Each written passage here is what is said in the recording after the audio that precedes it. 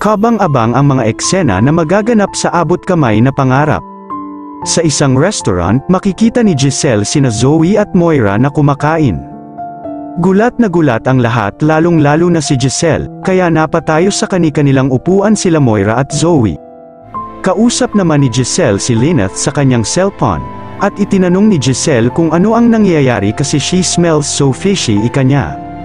Kwento ni Lynette kay Giselle na pinalayas ni RJ si Moira, na alam na ni RJ ang totoo at nakita na ni RJ ang CCTV footage.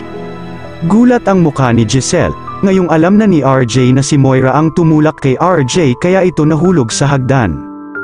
Kasama ni RJ si Annalyn sa bahay nito, at iniimbitahan ni RJ si Lynette na pumunta sa kanyang bahay at samahan sila ni Annalyn.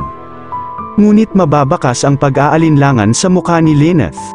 Pilit na kinukumbinsi ni RJ si Lynette na pumayag at magiging safe sila sa kanyang bahay. Gatong naman ni Annalyn kay RJ na pumayag na ito sa pakiusap ng tatay niya na sila lang ang nasa bahay nito. Sa huli, napapayag nila si Lynette, ngunit mukhang di pabor si Doc Carlos sa setup na yon.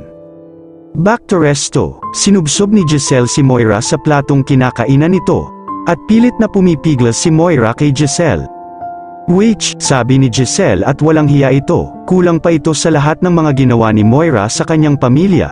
Sa pagdating ni Zoe sa kanilang bahay, laking gulat niya na nandun si Annalyn at tinanong kung bakit suot-suot ni Annalyn ang kanyang pajama, at sino nagsabi dito na pwedeng pakialaman ang gamit niya. Abangan ang mga susunod na kaganapan sa abot kamay na pangarap.